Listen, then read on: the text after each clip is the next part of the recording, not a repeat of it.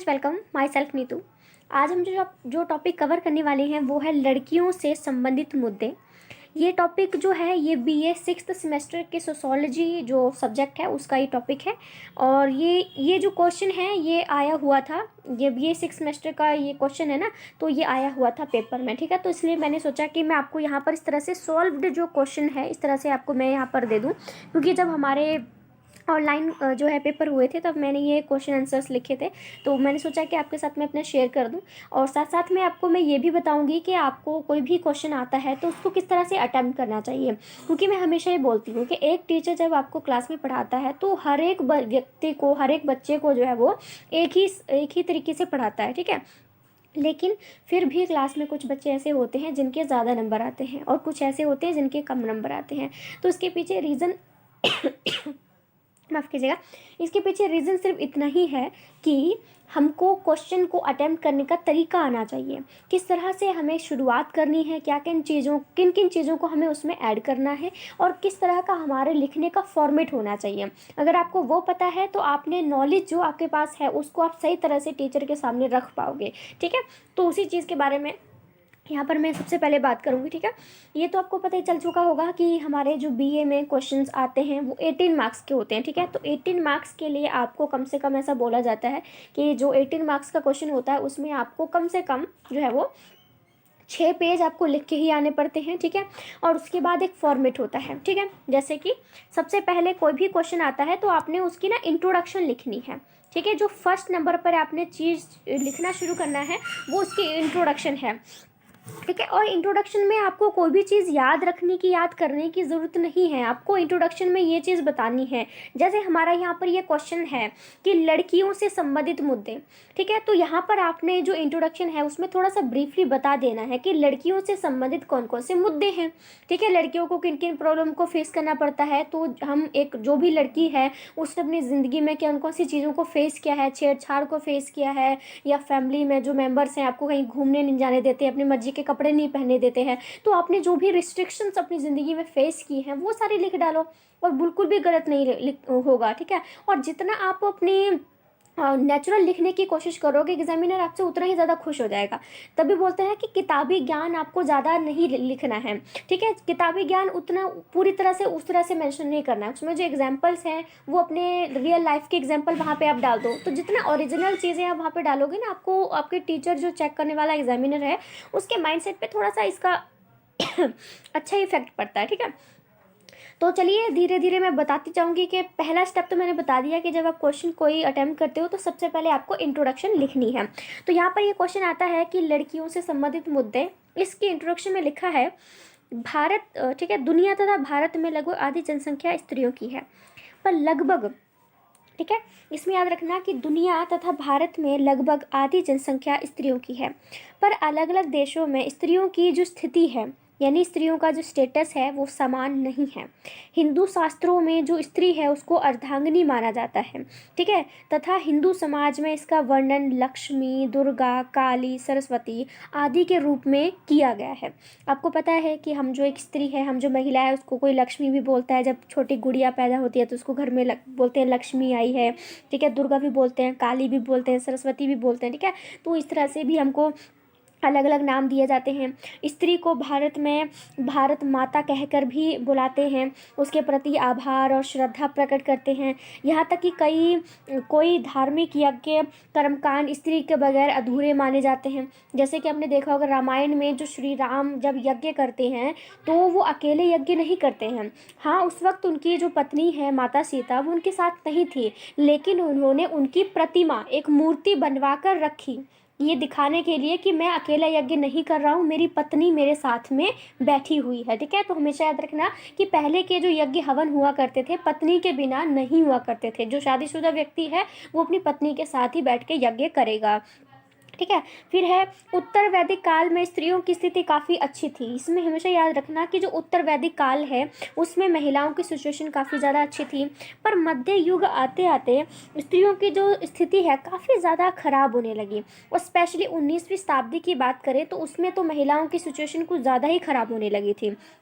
ठीक है, 19वीं शताब्दी में हाँ, इसमें ये भी याद रखना कि 19वीं शताब्दी में बहुत सारे ऐसे समाज सुधारक आए थे जिन्होंने जो वुमेन्स हैं उनकी स्थिति को सुधारने के जो है वो उन्होंने काम किया। ठीक है, 20वीं शताब्दी में स्त्रियां अपने अधिकारों के प्रति जागरूक होने लगीं। उन्होंने आज़ादी के आंदोलन में बढ़ चढ़ कर भाग लेना शुरू कर दिया। इसी के साथ उनके दृष्टिकोण में भी चेंज आने लगा। उनके जो पॉइंट ऑफ व्यू है, हर चीज़ को देखने का जो नज़रिया है, उसमें भी काफ़ी ज़्यादा चेंज हमें देखने को मिलने लगा। क्योंकि अब क्या है, महिलाओं के उनके राइट्स पता होने लगे और इसकी वजह ये थी कि उनको एजुकेट किया जाने लगा। बहुत सारे समाज सुधारक भी आए थे, राजा राम मोहन रॉय है, दयानंद सरस्वती हैं। ये कुछ ऐसे समाज सुधारक आए जिन्होंने महिलाओं के बारे में के लिए काम किया कि महिलाओं को इक्वल राइट्स मिलने चाहिए। ठीक है, तो ये सब चीज़ें हुई और आज के उसके बाद धीरे धीरे करके जो महिलाएं हैं उन्होंने पॉलिटिक्स में, आर्थिक क्षेत्र में काफ़ी ज़्यादा भागीदारी लेना शुरू कर दिया। आपने देखा होगा पॉलिटिक्स में भी कितनी सारी मंत्री महिलाएं हैं जो कि पॉलिटिक्स में आ चुकी हैं। आर्थिक क्षेत्र की बात करें तो आज की जो महिला है वो घर का ही काम नहीं करती है बल्कि बाहर जाकर भी काम करती है।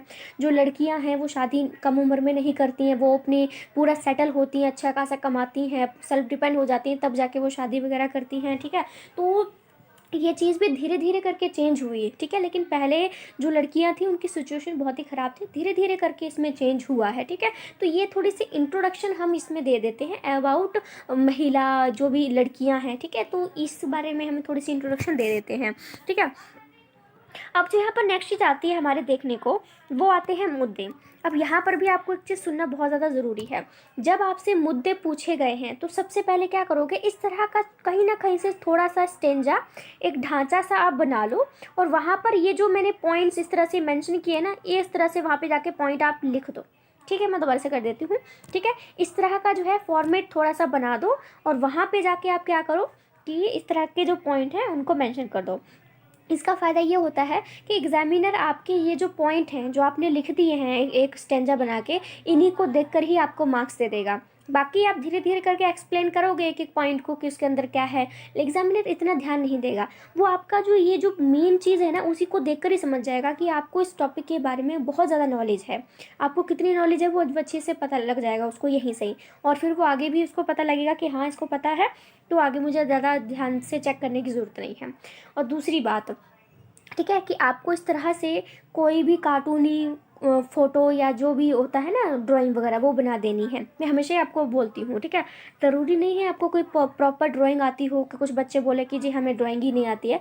ऐसा कोई भी चीज़ नहीं है, डरने की ज़रूरत नहीं है। बट देखो मैंने भी तो यहाँ पर एक ड्राइंग बनाई है, इसमें कितनी ड्राइंग की ज़रूरत है, इसको तो कोई भी बना सकता है। और ये देख कर लग भी रहा है कि किसी का जो है वो किसी पर अत्याचार किया जा रहा है, और नीचे मैंने हेडिंग यहाँ पर रेप भी लिख दिया है। तो ये चीज़ से पता चल जाता है कि मैं क्या बताना चाहती हूँ, क्या मैं दर्शाना चाहती हूँ।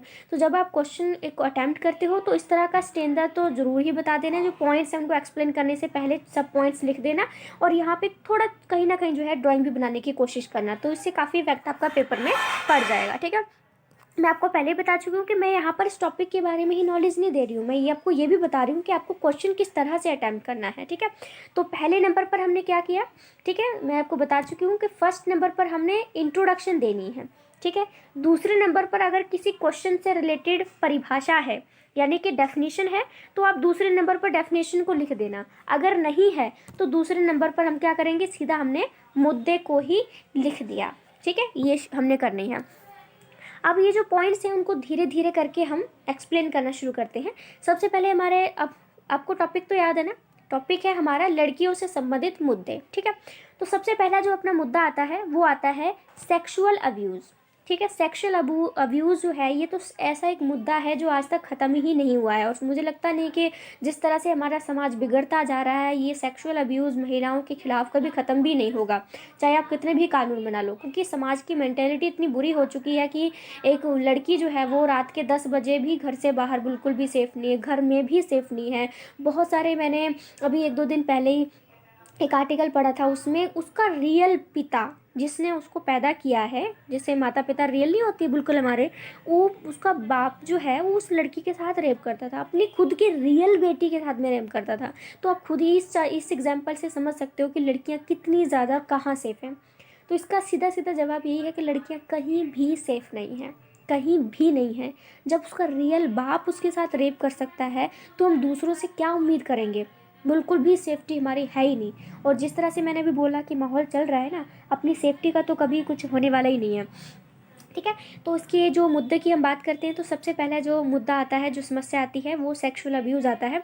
इसमें लिखा है कि आजकल लड़कियों के प्रति लैंगिक हिंसा की घटनाएं लगातार बढ़ रही हैं। प्रतिदिन समाचार पत्र में पढ़ने को मिल जाता है कि लड़की का अपहरण हो गया, उसका बलात्कार हो गया और बाद में उसकी हत्या भी कर दी। ठीक है, इस तरह के केस तो आपने भी कई बार सुने होंगे, कोई नई बात तो मैं बता नहीं रही हूँ। ठीक है, ये पता है।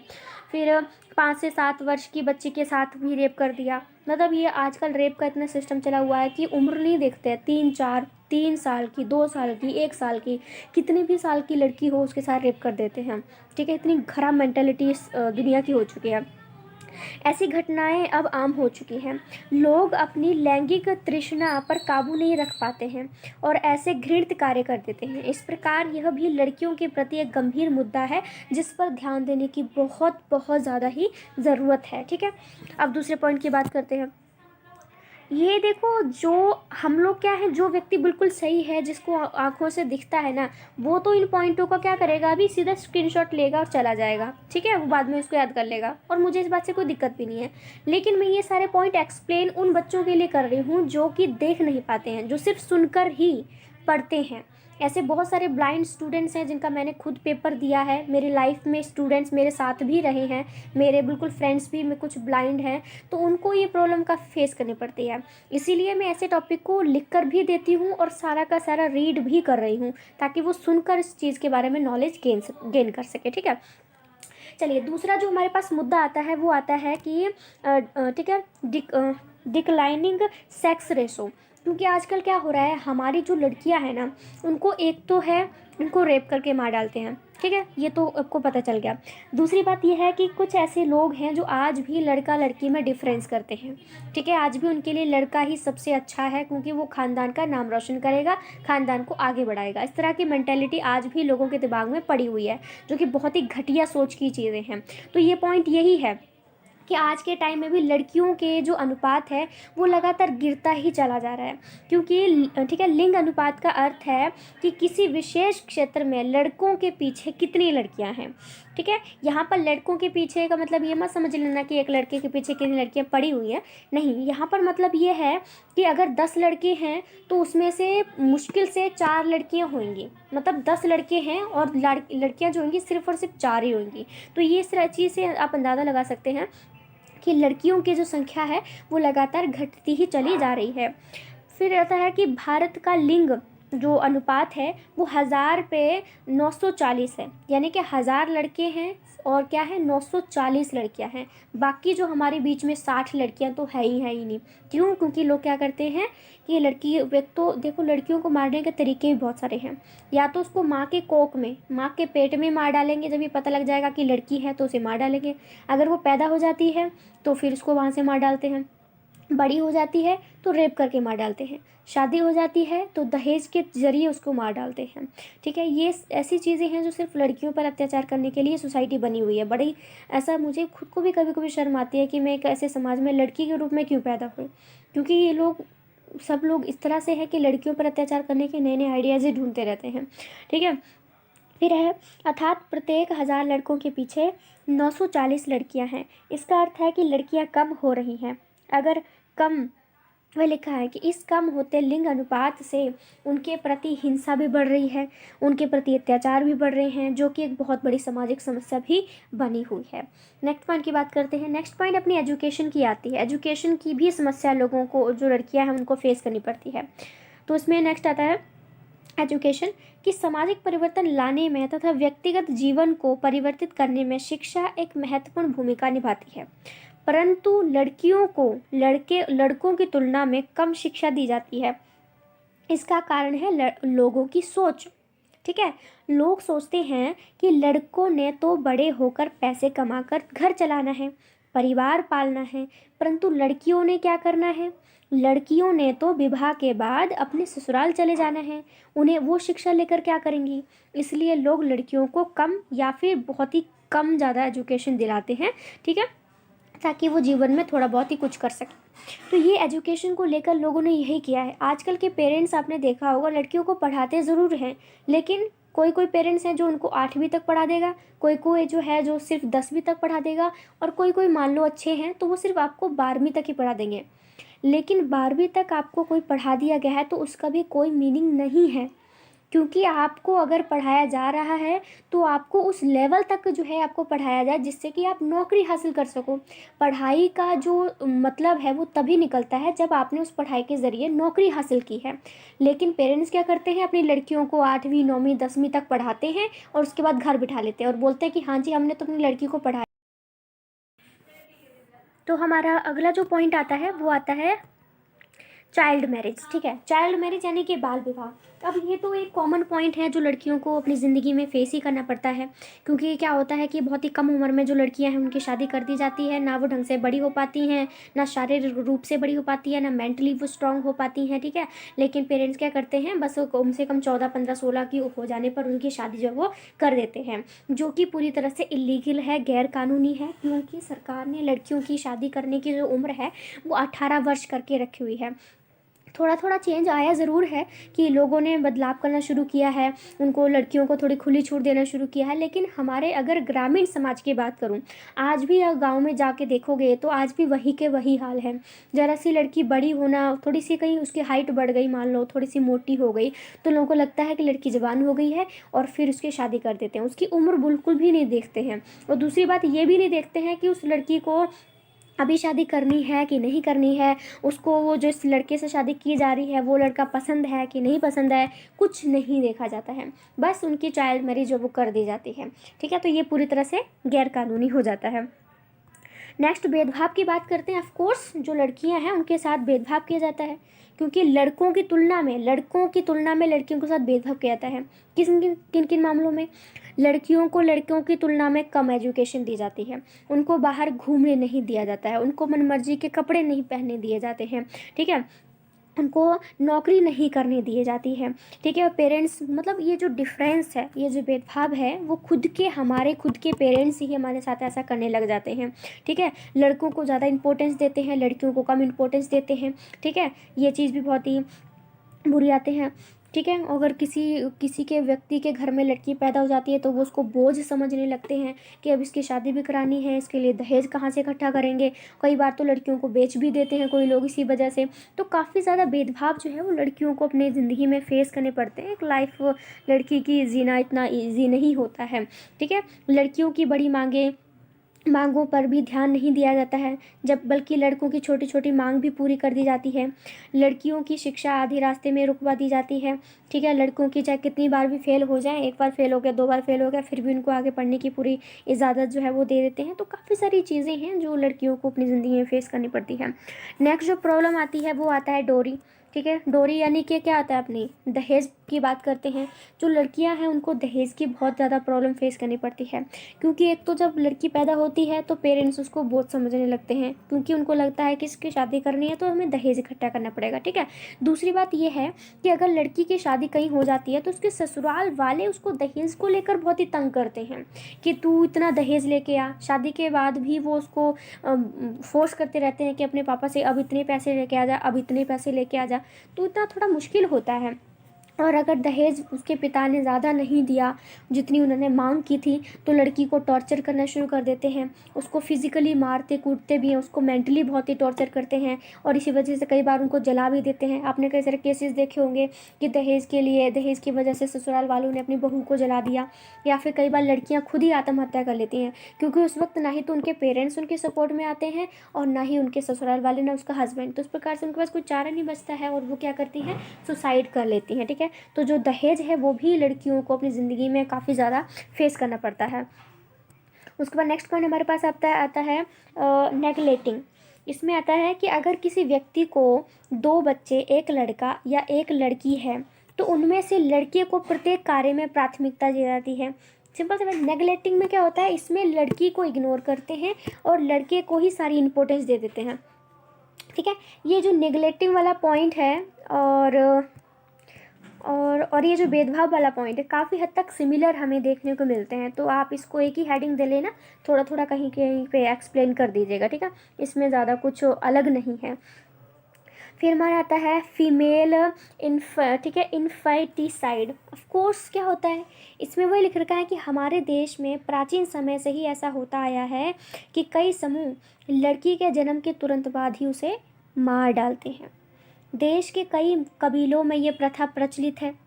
इस प्रथा के अनुसार कई समूहों में लड़की के जन्म के तुरंत बाद उसे मार दिया जाता था।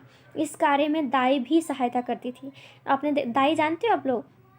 दाई जो बच्चा पैदा करवाने में हेल्प करती है, ठीक है, एज अ नर्स के रूप में काम करती है। उनका अपना खुद का एक्सपीरियंस होता है ज़िंदगी में, ठीक है। तो क्या करती हैं, उनको अगर लग गया पता कि हाँ ये लड़की पैदा हुई है, फैमिली को नहीं चाहिए, तो दाई उस लड़की को पैदा होते ही मार डालती है, ठीक है। तो इस तरह से लड़कियों को भी काफ़ी ज़्यादा प्रॉब्लम जो है वो फेस करनी पड़ती है। उसके बाद है फीमेल फ्रैक्टिसाइड। जब बच्चा माँ के पेट में पल रहा होता है तो उस समय उसका लिंग निर्धारण परीक्षण करवाया जाता है। देखो यहाँ पर जो फीमेल इन्फेंटिसाइड की बात करिए ना, इसमें ये होता है कि लड़की के पैदा होने के बाद उसे मारते हैं, लेकिन जो फीमेल फ्रैक्टिसाइड होता है इसमें लड़की को माँ की कोख में ही मार दिया जाता है। आपने आजकल देखा होगा सोनोग्राफी कुछ नाम की एक चीज़ है, उसके ज़रिए ये पता लगवा लेते हैं कि लड़का है माँ की कोख में कि लड़की है। और जब उन्हें पता चल गया कि लड़की है और लड़की उन्हें नहीं चाहिए, तो वो माँ के पेट में ही उसको वहीं के वहीं ख़त्म करवा देते हैं। कुछ ना कुछ इंजेक्शन लगवा देते हैं, कोई मेडिसिन वगैरह देते हैं, जिससे कि वो लड़की पेट के अंदर ही मर जाती है।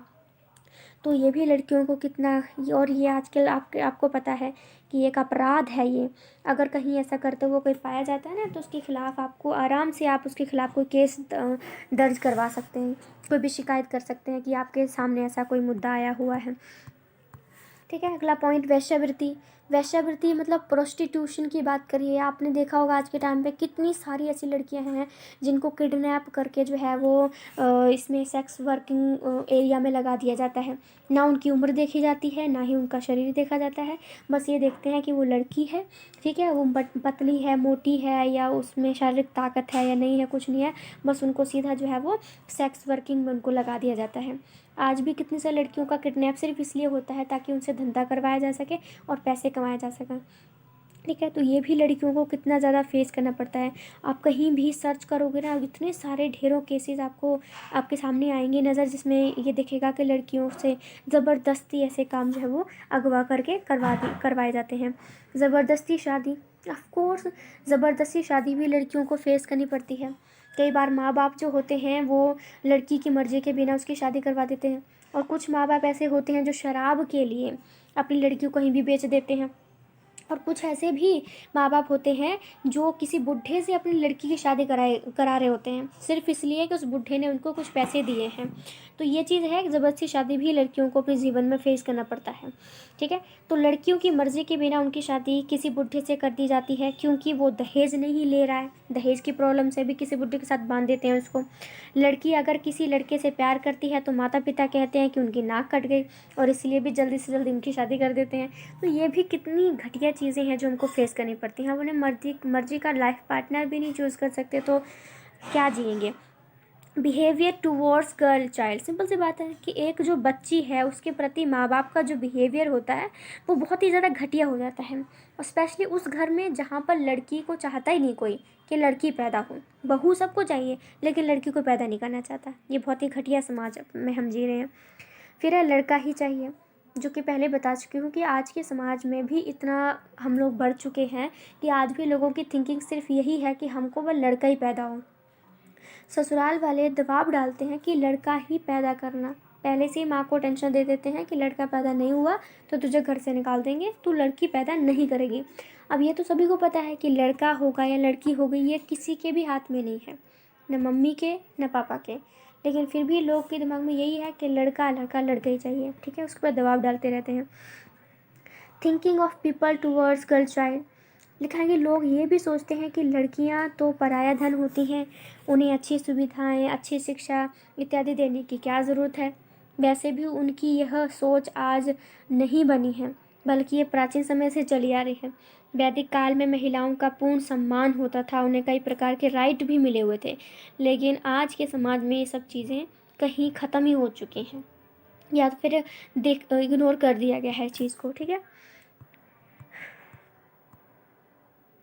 हाँ, इसमें ये भी चीज़ आती है कि मैंने आपको ये भी बता देना है इसमें कि लड़कियों से संबंधित जो समस्याएं हैं, जो भी मुद्दे हैं, उनको हम उनका समाधान क्या क्या कर सकते हैं, क्योंकि हम हमारे पास समाधान भी होना बहुत ज़्यादा ज़रूरी है। तो सबसे पहला तो हमारा सरकारी प्रयास ही होना चाहिए। गवर्नमेंट अगर इन मामलों में आगे आती है तो ये बहुत अच्छी बात है। इसमें लिखा है कि सरकार लड़कियों से संबंधित मुद्दों को सुलझाने के काफ़ी प्रयास कर रही है। संविधान ने देश के सभी नागरिकों को समानता का अधिकार दिया है तथा किसी भी प्रकार के भेदभाव की मनाही की हुई है। सरकार ने बाल विवाह, दहेज प्रथा, मादा भ्रूण हत्या हो गया, गर्भपात करवाना, बलात्कार, छेड़छाड़, ये सभी अपहरण करना, ठीक है, वेश्यावृत्ति यानी प्रोस्टिट्यूशन, जैसे धंधा करवाना, इन सभी पर जो है कानून बनाए हैं। और ये कानून की हम बात करते हैं, जैसे छेड़छाड़ की मैं बात करूं तो छेड़छाड़ जो है ना, धारा 294, ठीक है, धारा 294 ये बनाई गई है, जिसके तहत बोला गया है यदि कोई व्यक्ति किसी सार्वजनिक स्थल पर अश्लील गाने, अश्लील हरकतें अथवा अन्य कोई ऐसा कृत्य करता है जिससे महिला की भावना को ठेस पहुंचती है, तो ऐसे व्यक्ति को भारतीय दंड संहिता की धारा 294 में 3 महीने की सज़ा और जुर्माना भी हो सकता है। नेक्स्ट हमारे पास आता है अपहरण के बारे में। अपहरण और वेश्यावृत्ति से संबंधित उन्होंने लिखा है कि धारा 363 और 373 इन्होंने बोला है महिला की इच्छा के विरुद्ध उसका अपहरण कर विवाह करना, संभोग एवं वेश्यावृत्ति के लिए आवश्यक लड़कों का क्रय विक्रय करना, लड़कियों को बेचना, खरीदना भारतीय दंड संहिता की धारा 363 और 373 तक दंडनीय अपराध घोषित किया गया है। फिर है अप्राकृतिक सहवास। ये धारा 377 के तहत बोला है जो कोई पुरुष किसी स्त्री या जीव जंतु के साथ प्रकृति की व्यवस्था के विरुद्ध स्वेच्छा इंद्रियां योग करेगा, ठीक है, वो आजीवन कारावास से 10 वर्ष तक सक्षम या साधारण कारावास से दंडित किया जा सकेगा एवं जुर्माना भी उसको भुगतना पड़ेगा। लज्जा भंग करना, लज्जा भंग करना भी हमारा इसके लिए भी धारा बनाई गई है, जो कि 354 है। इसमें बोला है स्त्री का हाथ पकड़ना, उसे नीचे गिरा देना, निर्वस्त्र कर देना आदि लज्जा भंग करने के एग्जाम्पल हैं, यानी कि उदाहरण है। और भारतीय दंड संहिता की धारा 354 में इसे 2 वर्ष की सज़ा के साथ साथ उसे जुर्माना भी देना पड़ सकता है। मानसिक शारीरिक यातनाएं, यानी कि मेंटली और फिजिकली उसको टॉर्चर करना, इसके लिए धारा बनाई गई है, ठीक है, 498। और इसमें बोला है छोटी छोटी बातों को लेकर नारी को प्रताड़ित करना, उत्पीड़ित करना और उसके साथ निर्दयतापूर्ण व्यवहार करना, इसके लिए भारतीय दंड संहिता की धारा 498 के अंतर्गत 7 साल की सज़ा उसको दी जा सकती है।